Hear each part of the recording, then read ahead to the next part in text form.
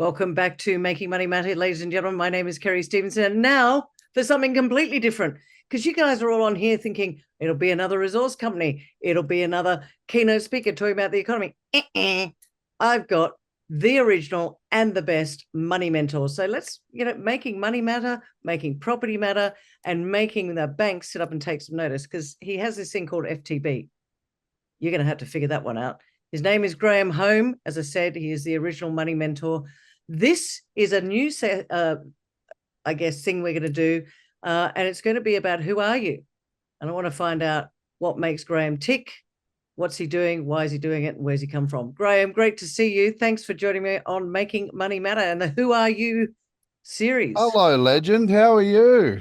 I'm bloody legendary again. I bet. Long time no see, maybe a couple of days. I So was just about to say you had a huge event in Sydney, but we'll get to that in part two. sure.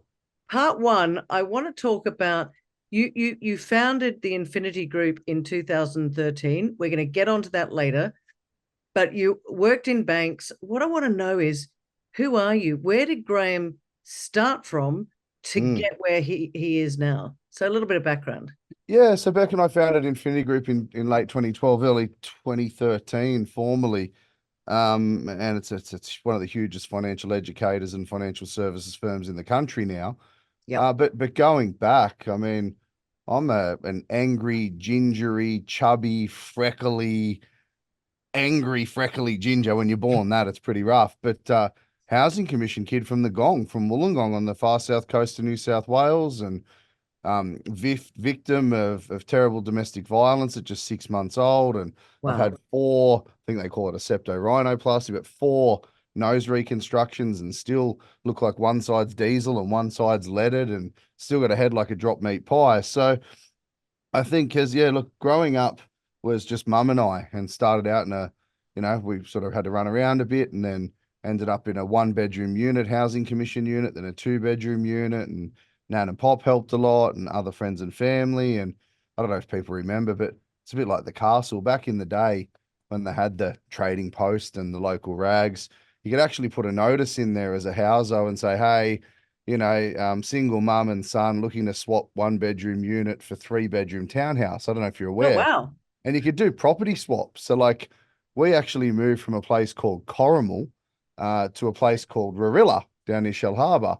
And we went from a tiny, shitty little unit that was great for a elderly couple downsizing into this awesome big 3 bedroom ultra modern townhouse behind the shopping centre. And then later on, we swapped that for a house in Mount Warrigal. So look, I'm about as houso as it gets, and a lot of my friends I grew up with have hurt themselves, died in accidents, have Yeah. ended up in jail.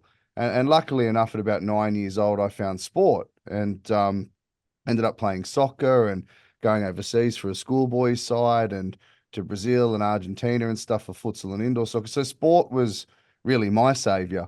And that helped me sort of, become who I am, with a lot of adopted families and cultures and beliefs. But short version, Kerry's, yeah, I grew up pretty rough, and mum worked multiple jobs, day shift, night shift, walked myself to and from school.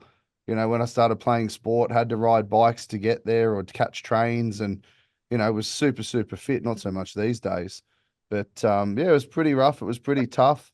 Oh, you know this yourself. There was years that they called it, I think it was the Lord Mayor's wishing tree in Oh, Wollongong, yeah. but I think it was the Salvos maybe back then still. And I got a present, which was you get to go into the welfare department, and you get to pick a present for a boy or a girl this age off the shelf, and they would stock us up with a hamper, which back then was black and gold, if anyone remembers Jewel or black Oh, and yes. gold. And it was baked beans and sketty and spam in a can. And look, we did it tough. Mum did a fucking cracking job, good on her, but we did it tough. And I think I'm But driven. Yeah. sorry to interrupt you, because you said, 9 years old that you got into sport, but you also said a lot of your mates are no longer with us, etc. Because there's different paths we can take. What I Mm. want to know is, why sport? Why then? Because you could have gone down a whole other path, and our paths may never have crossed. Yeah, look, my grandfather was a big influence in that, helping with, mums at work, and Nan and Pop had looked after me quite a lot. And he was a big influence in that. And then once I got into it, I just sort of loved it, I guess. And I became a sport freak. But being an only child and, not the best circumstances, I guess some people keep themselves busy in some different socio-economic circles, and my business became sport. It was good for my mental health, and I was around other people, and all the other kids at sport were heaps richer than I was with my St. Vincent's de Paul soccer boots with a hole in them. So it was cool to hang around people that were doing really well, and they were all lovely. And my adopted Italian family would have me around for dinner, and they ask if you want some chocolate. And I got a bloody family Cadbury block of Oh, chocolate and ate it until I was yum. nearly sick. And do you want some ice cream? And I got my own tub of ice cream. I mean, this has come from a kid that would never get chocolate or ice cream. So, I'm really blessed and really fortunate. I had some amazing role models and some really amazing adopted parents, the family members and extended family that helped shape me. But yeah, people, you can have identical twins, Kerry, that say, "Hey, I'm an alcoholic because my dad was an alcoholic," and then you Yeah. can talk to the other son or daughter and identical twin, that, "Hey, I don't touch drugs and alcohol at all because my father was an alcoholic or was a drug addict." So we all make our own choices in life, and there's no excuses at all. And we've all got a sad story. And Yeah. I think that, I sing the song "Let It Go," let it go. People need to really let some shit go and stop making excuses. I mean, excuses really are yourself wallowing in your pity about why you haven't got up again and had a crack. And I have a saying that you can't beat someone who doesn't quit. So no Yep. matter what happens, you're in the fight. You're in the fight. Just keep swinging. It's like a boxing match. You can throw in the towel, or you can swing till the final bell in the last round. And I'm not wired that way to give up. Yeah, yeah, and if this is too close to the bone, let me know. But you mentioned domestic violence when you were just a young kid, which is horrific, and we know that that goes on right now as you and I are speaking, and kids are suffering.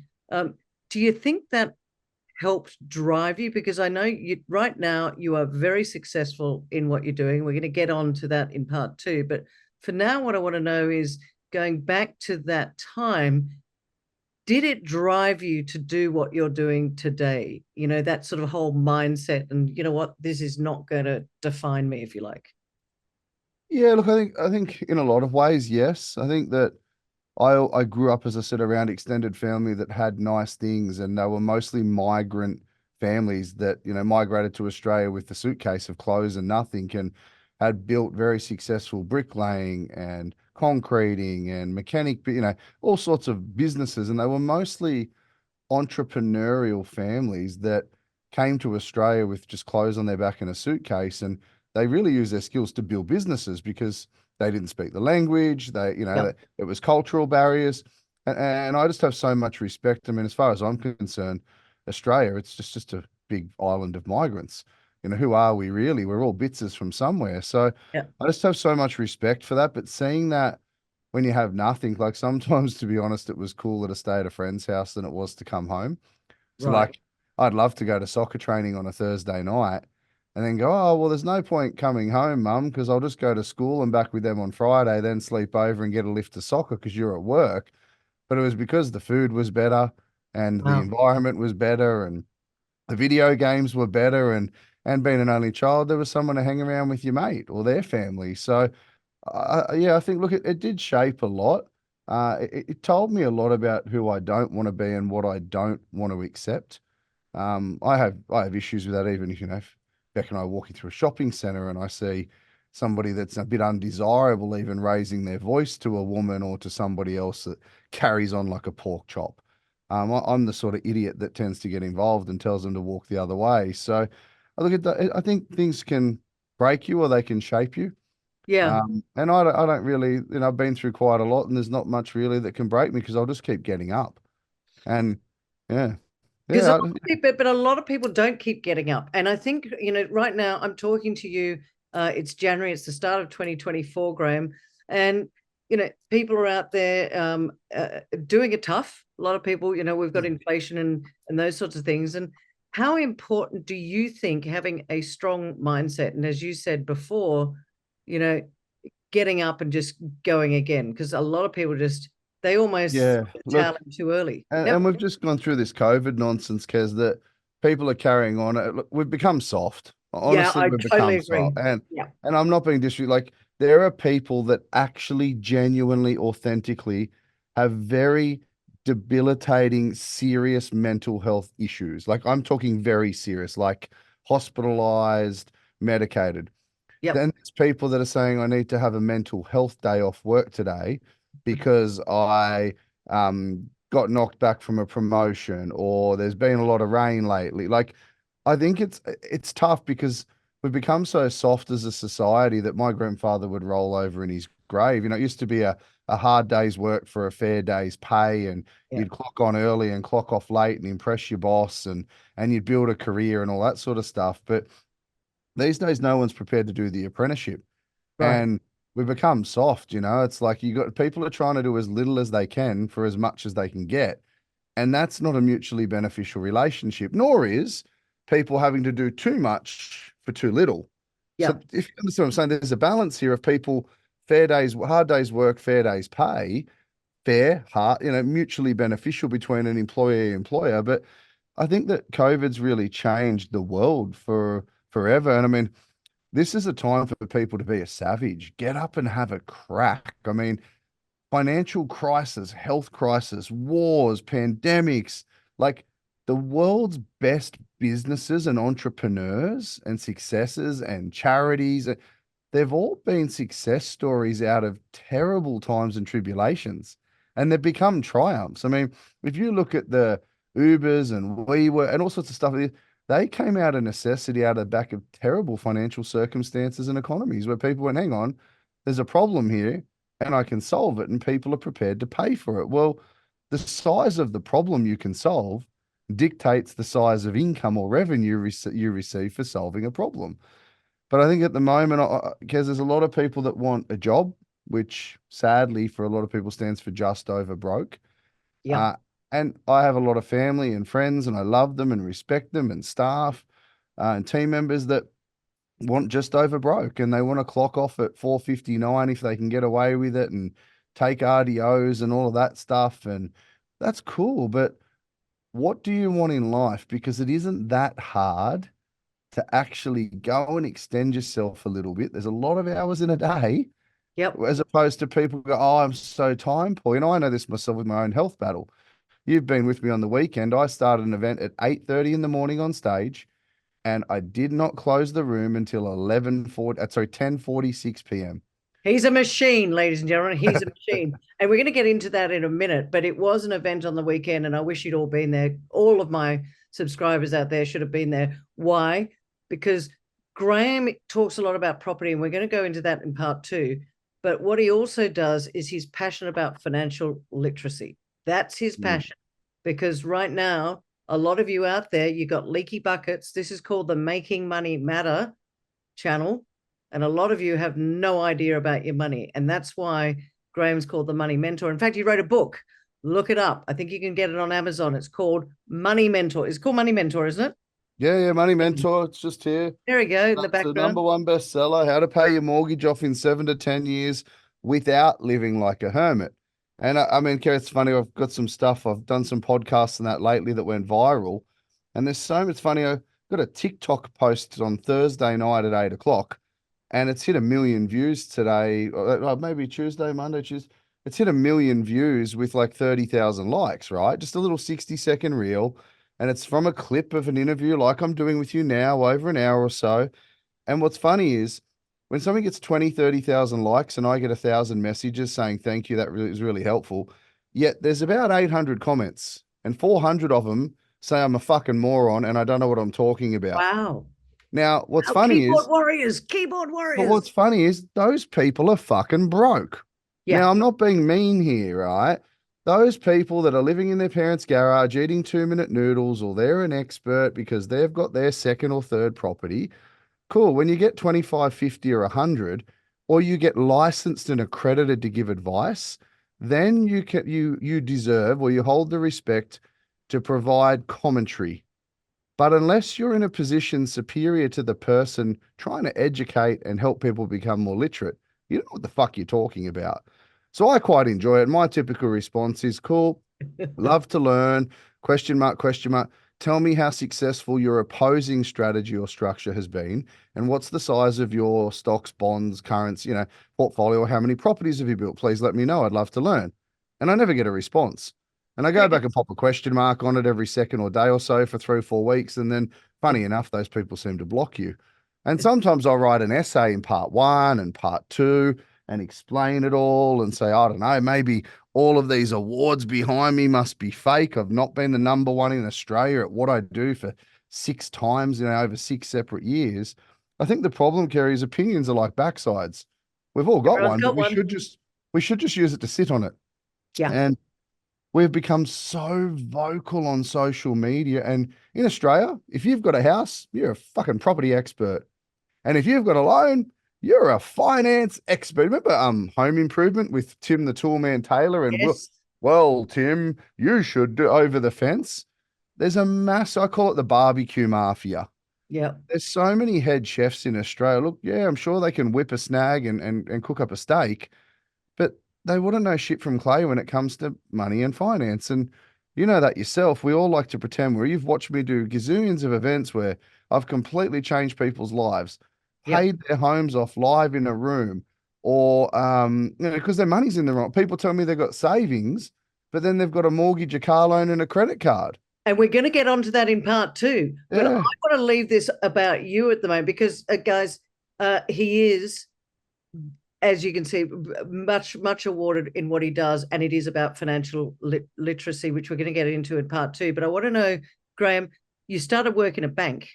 How did and I've known you now for a little while, not a long time, but my goodness, your brain works, I think, in a very different way from the majority of people in this, certainly in Australia. Did you do math at school? Did you know No, that I was a, when you I was a, left school? yeah, I was a terrible student. Kaz, in my book, I actually rip into one of my teachers that told me I'd amount to nothing, who at the time, she probably had a 40, 50 grand hex debt and, car loans and credit cards and all sorts of stuff, and was probably earning 80, 90 grand a year with a degree. And I used to actually, I was a terror, and it pains me, I was a shit person. I remember saying to my teachers, like, who are you to judge me? Like, who are you to tell me I'll be a failure when you've got an education debt and here you are sprouting education? As far as I'm concerned, the memorization of textbooks isn't an education. It's just how good a child can memorize something. Yeah. And it's not practical to apply it day to day. So, yeah, I pains me to say that I was a wanker banker and I worked at a bank and went from customer service to lending and financial planning and loans manager and branch manager. I was 21 and I bought my first house at 21, thankfully, and no one in my family had owned homes. We were houseos. But until then, yeah, 20, nearly 21, I was the bank manager and the home lending manager in the local branch. And I didn't know shit from clay. And I was But, giving but people advice. but again, a lot of people at the age of 21 wouldn't buy their own home. What was the driver there? Was it because of your upbringing and moving from Yeah, home to well, we home? we moved around a lot, and my mum had met a partner and remarried, and he was a mechanical engineer, and he was pretty smart and well to do, and he built a new house, and we ended up moving there for a while, and him and I didn't get along, so I ended up moving out during school. Oh, So for wow. me, yeah, I didn't, finishing the HSC, and I was living out of home, Wow. so. I was supporting myself. I stacked shelves at Big W at night, fill of a night time after sport and school. I delivered pizzas back then for Pizza Haven when I got my license and a runaround car. I refereed indoor soccer after I played soccer. I was landscape laboring when I had the chance on days off. I was doing 4 or 5 casual jobs to get through school, to put myself through school. So for me, it was like, and I was sharing with friends. I was couch surfing behind someone's couch on a mattress on the floor. Wow. I was a gypsy. I struggled, especially when mum remarried. I didn't get on with my stepdad, so it was awkward. It was anxious, and mum did a great job raising me. So around 16, 17, it was time for her to live her life with her new partner, and it happens. It's quite common, but sadly, quite commonly, those kids end up on the street. They don't finish school. They Yeah. don't have any support network. Maybe they can't get a runaround car for a couple of $100 or a couple of grand. I was pretty fortunate. But yeah, I worked my clacker off. I mean, every school holidays, I had quite a decent level of a soccer coaching accreditation that I'd studied, playing soccer and loving it. So every school holidays, I did quite a decent level of school holiday soccer coaching clinics, which I was paid really well for. So, that used to set the scene for me doing the soccer coaching clinics, then refereeing indoor soccer, and then, like I said, delivering pizzas when I was 17 with a license on my But provisional. what gave you the drive to do that? Because you see people these days that just sit back and they just go, it's too hard and I'll get my benefits. I, And I honestly believe, Kerry, that until you've had absolutely nothing and yeah, you've been at rock bottom, like I've been starving, like starving. Clearly, I'm doing okay now because I was a lot thinner when I was broke, but I've been absolutely starving. I mean, cold, hungry, stuck at a train station, raining, sleeping on a bench, haven't eaten for a day, or like I've been in some terrible circumstances. okay. Terrible, terrible circumstances, and nowhere to sleep, nothing to eat, no money, no way to get transport. And when you feel and experience these things, they'll never ever leave you. They'll never leave you. And I think it's the same reason that migrants tend to work so hard when they come to Australia, and most of the time, because a lot of them have escaped terrible circumstances. So their Yeah. work ethic is driven by the absolute fear, or as you say, petrification, right? They are petrified of ever having to experience these things again. And I think that I know actually for me, I'm terrification. I think you say I'm terrified of ever being hungry again. Mm. Clearly, I overeat now because I'm so terrified of being hungry, and I'm so terrified to not provide for my family or not have somewhere safe and warm to sleep that. And the same as money, my family never understood it. I didn't understand it at a young age. So, my passion, if you're not purpose driven, you're not driven at all. And my passion and purpose is to break the industry. And I don't think any child should hear their parents arguing about financial stresses and bills and pressure. Now, sure, you shut the door or you put them in bed, but we all Hey, remember mum and dad having an argument growing up, or mum for me, or whatever, stepdad. But, you know, no child should have to experience listening to that, feeling it, that tenseness. You could cut the energy with a knife in a home or a room. And let's be clear, typically low socioeconomic, financially burdened families, societies, and cultures have a high drug use, a high alcohol use or abuse, gambling, abuse. It's quite rough. You go to any lower socioeconomic area, it's just a true statistic. And sadly, there's like 100 people struggling, and one person out of the 900 in a 99 struggle, one person makes it. And that is, you just want to break that mold. And it's usually the one that's had something terrible, terrible, terrible happen to them. So is for that me, what yeah, is that what's driving you these days? Is because I said earlier, you're all about financial literacy, and we don't teach it in schools, and we don't teach it in universities, and the banks are there, and we'll get into this in part two a little bit more. But for this, I just want to understand: do you think in this country we are really bad at financial literacy? Is that what's driving you? Is to try and make we- people change? one of the things that's driving me, Kerry, is we think we're good at it, Yeah. but we are lying. Like, you were in the room with me. You've done so many. A gentleman paid his home off live in the room, and it was over 1 point something. He had money here, money that, like, we think we're so good. But you know what we think? We believe that because we have a redraw, whiz bang, offset, fucking blah, blah, blah, we think we're killing it. If you were killing it, you wouldn't have any debt. And Right. this is my thing is, I find the psychology of money and the psychology of human being. I'm intrigued by people. Yeah. And I'm intrigued by people when we are such intellectual beings that we're also so fucking stupid and so emotional. And we don't actually sit down and do any. Someone says, I'll give you an example. Have you heard, Kerry, that a property cycle is 7 years and property doubles every 7 years? Have you heard that? Everybody's heard that one. How many times have you heard that in your lifespan, do you think? Oh, probably 100 times, if not more. Okay. Now, the statistic is, if property grows every 7% per annum, year on year on year for 10 years, it will double. So in other words, someone barbecue, some idiot at the pub had someone said, "Do you know that if property grows 7% per annum, in 10 years, it will double?" Someone's grabbed that and gone, property grows every 7 years. They didn't understand it. Doubles, Then yeah. they went home and told someone else. And then they went to the other table at the pub and told someone else in the lunchroom at room. It's like, I drive a Hilux because they're unbreakable. No, it's a fucking TV ad, right? So we actually live our life off motherhood statements, Kerry. Yeah. And so I'm like fascinated and really genuinely, I want to see the biggest transfer. If someone's listening to this now, they're like, but I'm a low to mid socioeconomic. And Yep. it's worse. You've seen it in my room. I don't care if you're a barrister or an accountant or a CFO. The more you earn, the more you spend, and the more fucked you are because you financed everything and rented it to keep up with the Joneses, right? So I got huge clients and everyday people, but I want to help these people up here that are blowing everything they spend and they're not sleeping at night.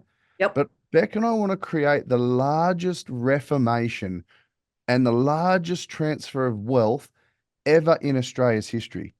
Banks don't give a fuck. FTB, they do not give a fuck, the banks. They do not care about consumers. The Right. top four banks in Australia made $32.5 billion last year. Billion. They're Oh, making they're making $1,500, $2,000 for every adult over 18 in Australia, even if you don't bank with them. That's not big business, that's theft. So I'm driven to make sure. I had a webinar the other night with 4,500 people on it. 10,000 people registered. This is what's funny, Kerry. 9,500, nearly 10,000 registered. Only 4,500 showed up, and it was free. wow. So So they 5,000. register and then they go, oh no, I'll go to the pub instead. Correct. Or, oh, you know what? I'll watch Married at First Sight tonight or The Voice or some stupid shit. Yeah. This is how bad Australians are. Like, oh, I'm so busy. Well, if you stop watching 3 hours of fucking TV a night that's Mhm. brain dead, if you Yep. stop buying takeaway every day and three coffees and KFC because you're so busy and your meal, like, we're our own worst enemy and we're manic. So we have this very average behavior. We're not structured. Then when we're struggling and we feel bad and depressed, we go and do something, i.e., spend money, buy a new TV, new phone, go away for a weekend, go out clubbing, get whatever, go for dinner and a nice wine. We spend for instant gratification to get that feeling and dopamine of, I feel better, I deserve it, I've rewarded myself. Yeah. Yeah. Yeah. And Yep. then we're broke until next paycheck or when the big bill comes for the credit card. And then all of a sudden we're screwed and we can't function. And now we're even more miserable. And then you get higher highs to experience better things and then lower lows because we're getting worse and worse. So the highs, you have to chase a bigger high. And the lows get even lower. And it gets worse and worse and worse. So, I'm just really driven, like it's so purpose driven, Kerry, that we're in a fortunate position. Beck and I are very blessed. We could stop work right now. We could sell our business if we really wanted to be cheeky. But Don't do that. no, like it's like what for? Like there's no coffins with pockets. You can't take it with you. So like we just really wanted to. You see my stories and free Q&As on Instagram. And like, I'm just so purpose driven and wired that most nights I'm up till 1 o'clock in the morning answering people's questions for free that I've never met in my life. But you know why? Then I get the message 2, 3 days later. Hey, you answered this question. Thank you so much. I just saved 1.25% on my loan in one phone call. I just saved 26% on my insurance in one phone call. I just moved all this, what I thought was savings, because I didn't have an offset account link and I'm 8 years ahead of my home. Like those messages are my drug. That's Right. my drug.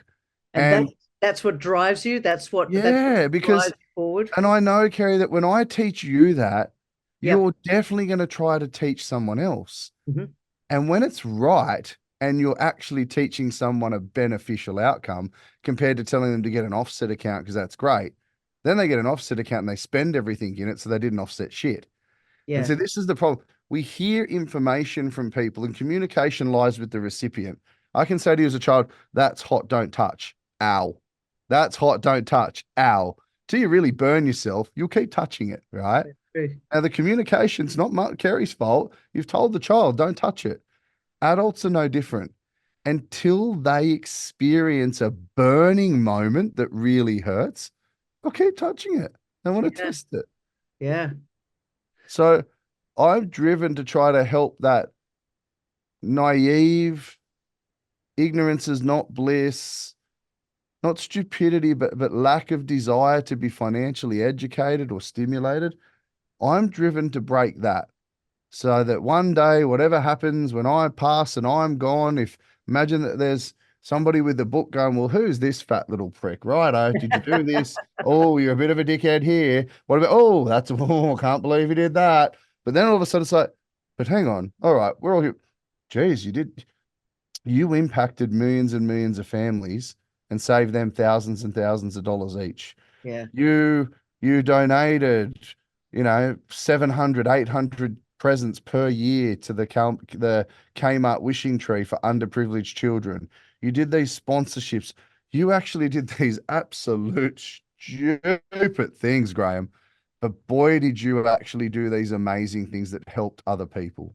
And And I want to ask you this because there was a turning point in your life not that long ago, because you said earlier you were a bit of a dickhead when you were younger. You worked in a bank, but then there was a turning point where you said, you know what? It's not all about me. You are purpose driven to give back to others and to change the system. mm, Why? What's